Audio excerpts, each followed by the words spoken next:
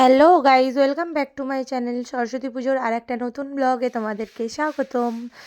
এইটা হচ্ছে সরস্বতী পুজোর পরের দিন সকালবেলা ষষ্ঠীর পুজো, আর পরের দিনের ওই পুজো যেটা হয় সেটা হচ্ছিল।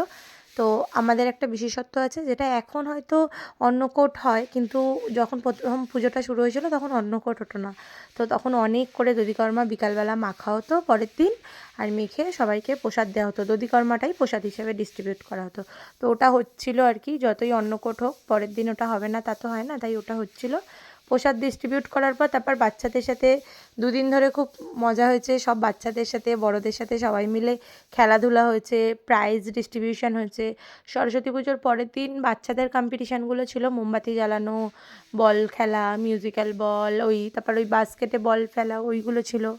আরও কিছু ছিল খেলা, সেগুলো বাচ্চাদেরগুলো সরস্বতী পুজোর পরের দিনেরটা হয়েছে। আর তারপরের দিন আমাদের বড়দের যত পাড়ায় সবাই পার্টিসিপেট করেছে, সবার মধ্যে খেলা হচ্ছিল। দেখো এগুলো গিফট, এই লম্বাটা ফার্স্ট প্রাইজ, আর ওই পাশেরটা সেকেন্ড প্রাইজ, আর এই পাশে এইটা থার্ড প্রাইজ। এইরকম করে ফার্স্ট সেকেন্ড থার্ড প্রাইজ প্রত্যেকটা খেলায় বাচ্চাদেরকে বড়দেরকে দেওয়া হয়েছে। তো ওই সরস্বতী পুজোর পরের দিন, তারপরের দিন, মানে 3 দিনের দিনকে প্রাইজ ডিস্ট্রিবিউশন হয়েছে। অনেক মজা করেছি সবাই। আমার এই ব্লগটা একটু বড় হবে হয়তো, কারণ 3-4 দিন, মানে সরস্বতী পুজোর পরের দিন থেকে আপ টু আমরা 5 দিন ধরে সরস্বতী পুজোটা সেলিব্রেট করেছি। তো এই পুজোর 5 দিনের ব্লগের মধ্যে 2 দিন তো আমি আগে শেয়ার করেছিলাম, আর বাকি 3 দিনটাই এখানে শেয়ার করেছি। তো এখানে দেখো এটা অন্নকূটের দিন, যখন ওই মা অন্নপূর্ণাকে ভোগ নিবেদন করে তারপর তো সবাইকে খেতে দিতে হয়। সেইখানে ওই মা সরস্বতীর সামনে অন্নপূর্ণা ভোগটা দিয়া ওই সব আরতি হচ্ছিল। তো খুব মজা করেছি সবাই মিলে। সাধারণত ঘরে কোনো অনুষ্ঠান হলে পরিবেশন টুকটাক করি, কিন্তু এই রকম মানে এত লোকের খাওয়া দাওয়ার ক্ষেত্রে পরিবেশন করি না কোনো দিন। এবারেও যে খুব হেভি কিছু পরিবেশন করেছি সেটা না, কিন্তু তবুও আমরা মেয়েরা মিলে থালা, গ্লাস, জল, হ্যাঁ বাচ্চাদের মতো এগুলো দিতে বেশ ভালোই লাগছিল। অনেক লোকের অ্যারেঞ্জমেন্ট ছিল, প্রায় 2000 মতো। তো ওই 2000 লোককে ওই থালা গ্লাস দেওয়াটা হেভি লাগছিল, মজা লাগছিল। তো আর সবাই দাদারা ছিল, ছেলেরা যারা খাবার পরিবেশন করছিল। ক্যাটারিংয়ের কোনো ব্যাপার ছিল না, আমরা নিজেরাই সবাই মিলে পরিবেশন করছিলাম। বেশ মজা হচ্ছিল ওটা। ক্যাটারিং দিয়ে দিলে তো কোনো হেডেকই থাকে না, কিন্তু নিজেদের করে যে আনন্দটা পাওয়া যায় সেটা কি আর ক্যাটারিংয়ে পাওয়া যায়? তো ওই আর কি, সবাই মিলে খুব মজা করেছি। কথা ছিল যে একদিন অর্কেস্ট্রার প্রোগ্রাম হয়েছিল, আর একদিন আমাদের এমনি নাচ গানের সাংস্কৃতিক প্রোগ্রাম হবে। তার জন্য বুকও করা হয়ে গেছিলো, কিন্তু মাথায় ছিল না উচ্চ মাধ্যমিকের ডেটটা। আমাদেরই ভুল যদিও বা। উচ্চ মাধ্যমিকের ডেটটা মাথায় রেখে প্রোগ্রামটা ক্যান্সেল করা হয়েছে। কারণ যদিও আমাদের পাড়ায় এবারে সেরকম উচ্চ মাধ্যমিকের ক্যান্ডিডেট কেউ ছিল না, তবুও ওটা তো উচিত না। যাই হোক, ওই জন্যে বক্স সেরকমভাবে বাজানো হয়নি। আর উচ্চ মাধ্যমিক পরীক্ষার জন্য ওই প্রোগ্রামটা ক্যান্সেল করা হয়েছে। অন্নকূটের দিনও সেরমভাবে বক্স টক্স বাজানো হয়নি পরীক্ষার জন্যে।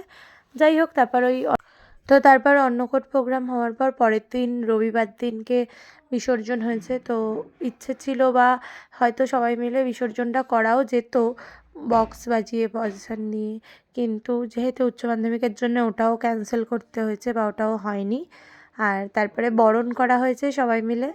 তো আমি যদিও বা আনম্যারিড, বরণ করাটা যায় না, কিন্তু তবুও একটু ঠাকুরকে মিষ্টি তো খাওয়ানো যায়। সবটা যখন হাতে করি নিজে, যে জোগাড় করা সব কিছু, তো বরণ নাই করতে পারি, ঠাকুরকে একটু মিষ্টি টিষ্টি খাওয়াচ্ছিলাম। তো তারপরে ওই বরণ হওয়ার পরে সবাই মিলে গেছিলাম পুকুর পাড় অবধি, গিয়ে বিসর্জন করে এসেছি মাকে।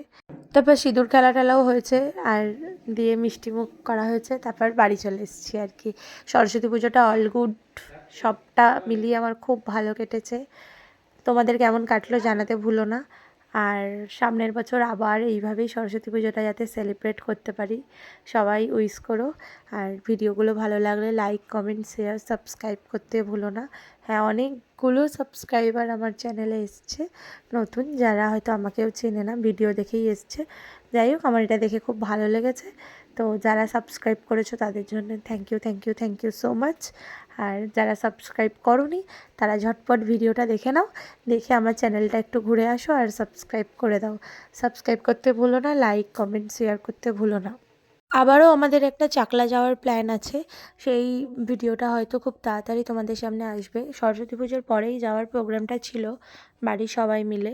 তো কবে যাওয়া হবে সেটা ঠিক ছিল না, যাই হোক এখন ডেটটা ঠিক হয়ে গেছে। তো যেদিন যাব নিশ্চয়ই সেদিন তোমাদের সাথে শেয়ার করব চাকলা যাওয়ার ভিডিওটা।